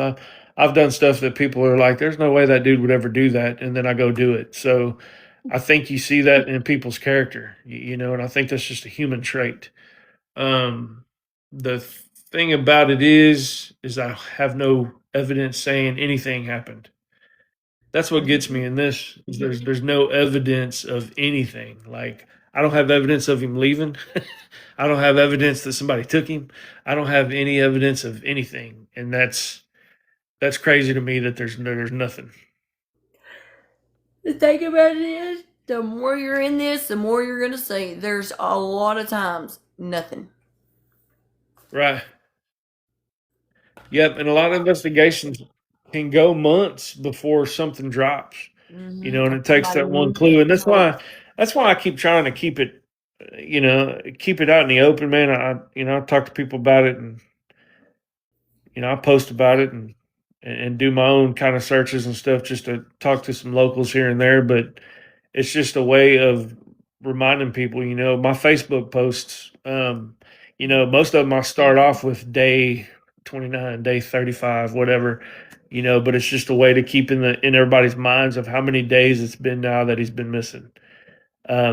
So, Just for the lack record, of evidence. I don't think David just left. I don't. I don't think that. Because his family's in the chat saying he would never do that. I don't believe Right. that. And if he did, I feel like by this point, we would have heard something. Somebody would have heard something. You know what I mean? Yeah, absolutely. Absolutely. And that's, it's a theory that can't be disproven right now because there's no physical evidence. So I have to keep it on the board. The I don't know if it's a good thing. I don't want to say it's good, but the good thing about it is I myself, I don't personally know David Blount. So I can theorize these things without being attached to a certain feeling, right? So the fact that I can't prove that he didn't walk away, I have to keep that as an open theory. I can't just say that he didn't. So that's when I talk about that theory, that's what I mean is I just can't close that out. Yeah. Is it my main theory? By far, no, it is not my main theory. I don't. I myself don't believe that. I don't think he. I don't think he did that. So, the family members that have talked to me and talked to us are man, I can't tell you how much I appreciate it because they do have a lot of information, and sometimes they'll say things and they don't even realize that it's information that I'm asking for until I'm like, oh, well, that clears this up for me. So I'm very appreciative. Well, can you scroll through the comments, scroll back in the comments, and there's a comment that keeps coming in from multiple people. And it's referring to an accusation. Is there any way we could clear that up? Or Talking what? about the essay. What's up, essay? So yes, I can kind of clear that up. So there was an allegation made. Um, man, I don't know. So there's an allegation made that there was an essay involved, and I guess I'll just say it. And if I'm wrong, I apologize. But I don't know. It's out there apparently. So there's an accusation that David committed an essay against Kayla, and that was something that was mentioned to the police department. I had read early on, I had read one blurb about that in a news story, and I knew that I had seen it. I wasn't making it up, but I could not remember where I had seen it. And I was talking with my wife one day, and she was like, you're the only person saying that. I don't, she's like, I don't know where you got that from, but you're the only one that I've heard say that you saw it in the news. I said, I saw it somewhere.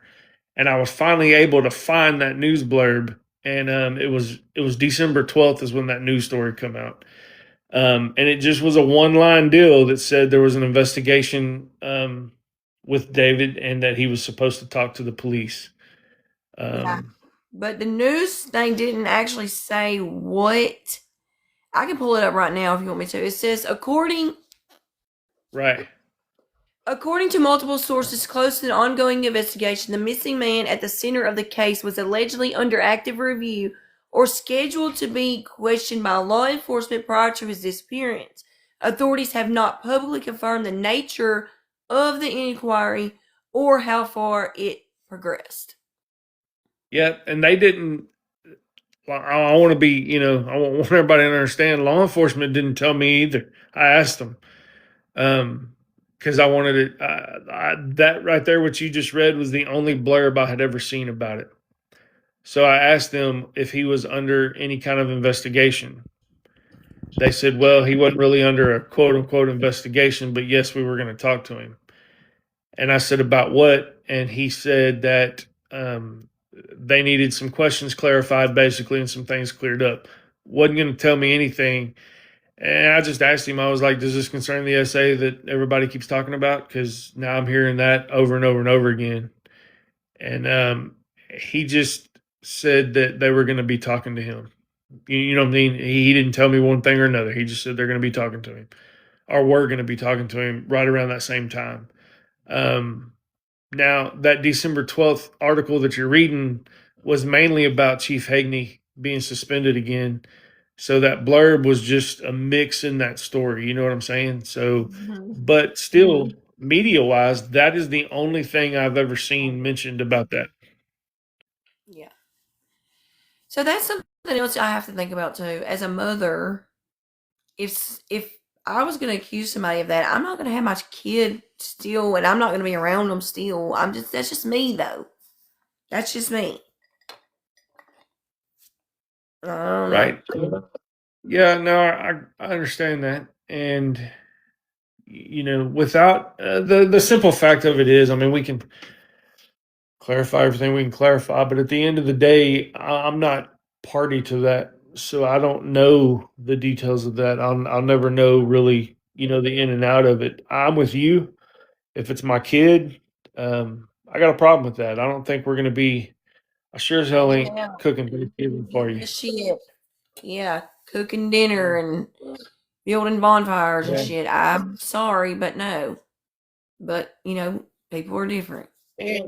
Yeah, and I was told that, I mean, we've heard it before too that, she was basically said that, was David's daughter or whatever, and then family members are like, you're not his daughter or whatever.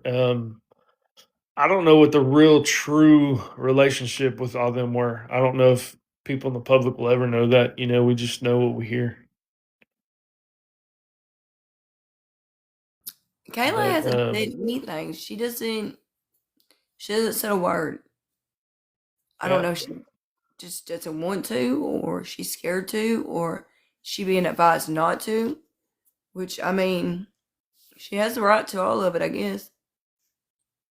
She does. And, there's a couple of people that are involved in the close circle of things that I haven't been able to talk to. Kayla's one of them. Hadn't been able to reach her. Her boyfriend, I reached out to him today and sent him a message, but I haven't heard back from him. I'd like to talk to him just to see what his take on it is. I'll interview anybody who will sit down and talk to me. I don't I did mind, talk but to him. yeah, I I know did. y'all had a chance to talk to him. So, what's your take on that after talking to him straight, you to him? What's your take on that deal? I mean, I don't know to believe him or not to believe him because I just got a whole mixed story just now talking with Misty, Right. because the words out his mouth was he was there when they went through the doggy door and all of that. And not only that, but he was on the phone with somebody else telling them what they were doing. Also talked to that person. And he Right. told me he was on the phone with that boy while they were doing that. So And that was on the 5th, that night, the Friday night.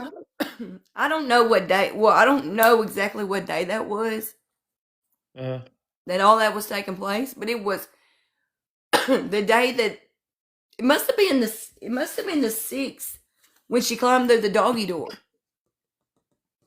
Because that was the Well, day it was that happened. I think she crawled through the doggy door. From what she was saying, she crawled through the doggy door on the 5th and the 6th. The night of the 5th, Rusk PD had her go in to open the Oh shop. yeah, and in the morning of the 6th. Right. Okay. And then the night of the 6th, she had the house key she had the So house key to go get the wallet.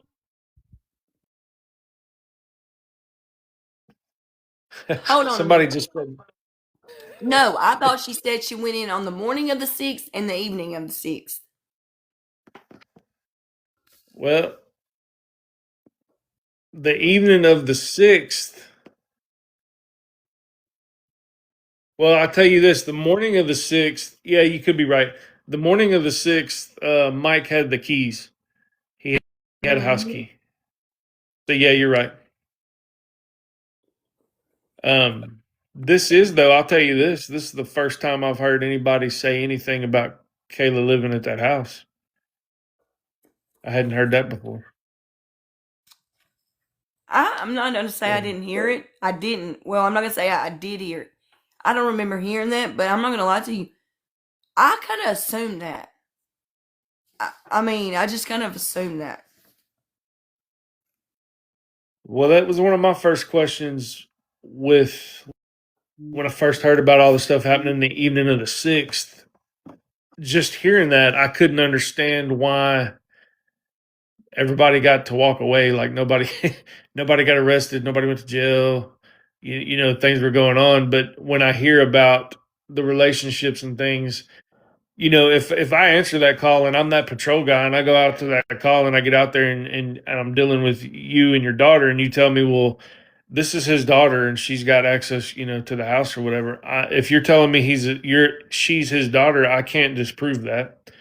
So if you tell me certain things that sound like, yeah, you should have permission to that, I could totally see the officer saying, oh, okay. And I can also see where Friday night, Rusk PD let them go in the house. I mean, Misty was there and they let her, you know. So Rusk PD would have to ask themselves on Saturday, is she still under the impression that she still has permission by us to go into the residence? Because we let her go in last night. So she may still be thinking that, well, the PD let me in, so I guess I still have, you know, if that's the case, then I got to give her the benefit of the doubt because I didn't tell her you can't go in here tomorrow. You know what I'm saying? Because I already gave her permission once. So when I got to kind of seeing how all that worked, then yeah, I could kind of see why nobody went to jail that night because it was kind of a jumble. You know what we should ask her about? Whenever when she was allegedly supposed to be there at like 10 o'clock at night at the shop. Oh yeah, with her cousin. Yeah. We forgot about that. I didn't think about it.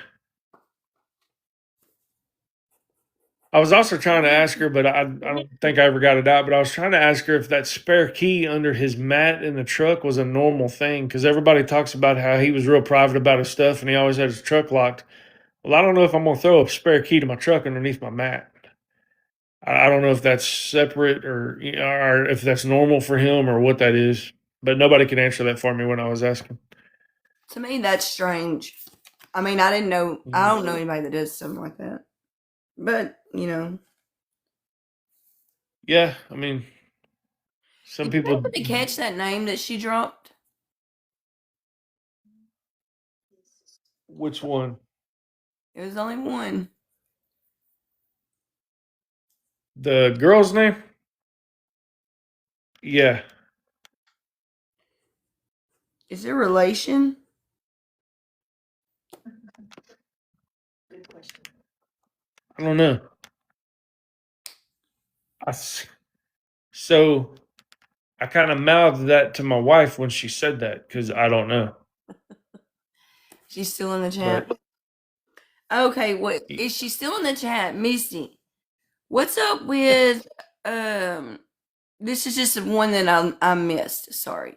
If you want to ask her, you can about the 10 o'clock at night situation, the shop. you said she's still in the chat? That's what they said. Okay. Misty, if you're still in the chat, we were talking earlier. I think maybe before you got in the chat that witness is saying that she saw you and your cousin at David's shop, and y'all were inside the shop, like going in and out of the shop. Just want to know if you could kind of clear that up or let us know if y'all were there. That would have been the night of the 4th. Fourth. No, the second. The night of the second. It's the second. Yeah, you're right. The night of the second. 10 o'clock that night. Yeah. So it was the night of the 2nd, and I was being told about 10 o'clock or so. So it was late, later in the evening. Just wondering if y'all were there for any reason or if you could clear that up for us. I don't know if she's in here or not, but We'll just have to come back to it. Maybe she'll come back in. Yeah. She responded So she wasn't there. Oh, she okay. okay. Okay. And I'd imagine I've never stood on that highway at night, but I'd imagine it's fairly darker over in those areas. Where David's house is, Yeah, is there any street lights there? I would think it's kind of lit up a little bit.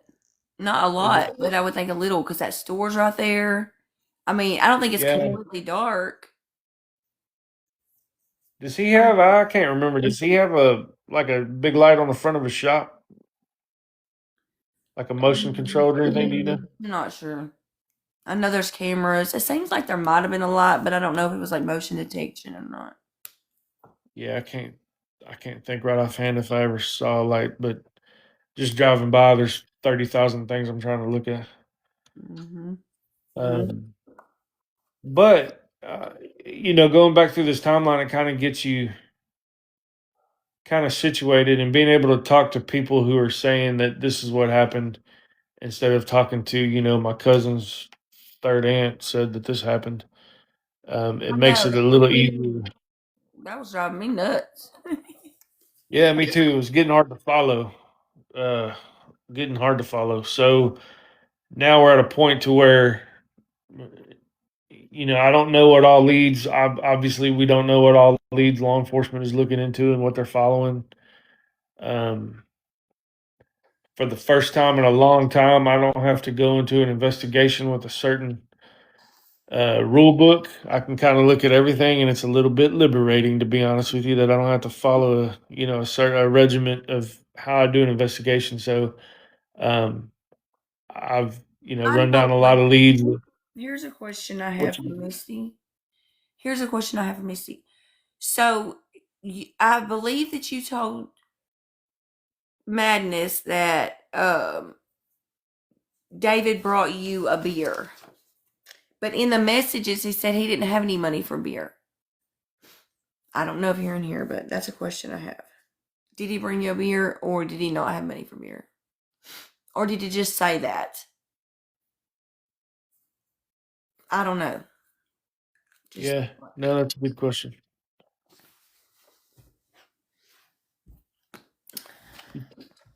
I hope she's still in here and can answer that because you kind of want to get the text messages aligned with the rest of the timeline. well, yeah, and then his wallet allegedly had money in it, so maybe he just didn't want to buy a Yeah, beer. right. That could have been it. Yep. You are right. He allegedly his money did have, or his wallet did have money in it. For a firm fact, my wallet does not. So, but that I've heard that from a couple different people because the question was raised about as far as her going in the house and taking the wallet. Even if she has permission to go into the house, that's still theft. But that wallet would be like Class C theft. But the money inside the wallet, if there's cash in it, could make that a higher theft or whatever. So I've had a couple people talk to me about money being in the wallet. So, Amanda, I real feel you. quick, was your Misty? If you're in the chat right now, so you said that you were not there at 10 o'clock that night, but was your cousin there that night? Because in the comments, I got a screenshot of it. In the comments, you said I was not there at 10 that night with my cousin, but was he there?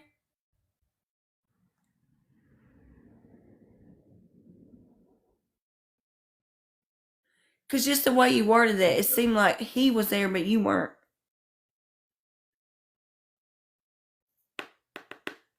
Anyways, Saw a couple comments say that she may not be in the chat anymore. it may not be.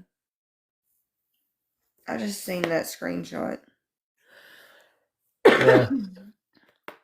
Yep. So I mean, it's does it answer a whole lot of questions? No, but it kind of gets us, or for me anyway, from my point of view, it gets me kind of tied down to factual things I can follow and either prove or disprove, and that's kind of what I'm trying to do. There's been a lot of stories, a lot of theories, And it's crazy because I do have a theory that I can't prove yet. But man, everything I'm coming across, it's lining up, but I can't prove it. You know what I mean? I've got some good things. I just can't. I guess you can call it circumstantial, but I don't have enough circumstantial. You know what I mean? So, but it's just a weird deal. Yeah, well, I'm gonna do some research, and I'm Do getting you- sleep. Yeah. Do you mind real quick if I just ask anybody if they got certain questions Yeah. before we ahead. wrap it up? Does anybody have any certain specific questions about anything or confused on any of the numbers or dates or anything like that?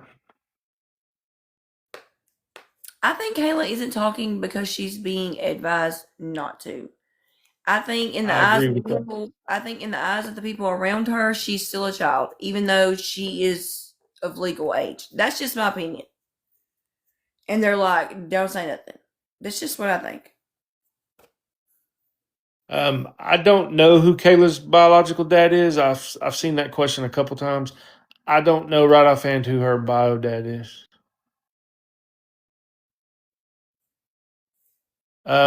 The money in his wallet, yes, as far as I'm being told, it was still in the wallet when it was returned. Sarah, you're asking about my theory. I'm trust me when I tell you I'm getting there, but I can't say anything on it right now because I can't prove any of it, and it's some serious shit. So I really can't go into it without being able to prove it. Because if I can't prove it, then I'm just dragging people through the mud for no reason. I hope that's a good enough answer. I don't really have a better one, but I hope you can appreciate that. That's the best answer you can give because it's the truth.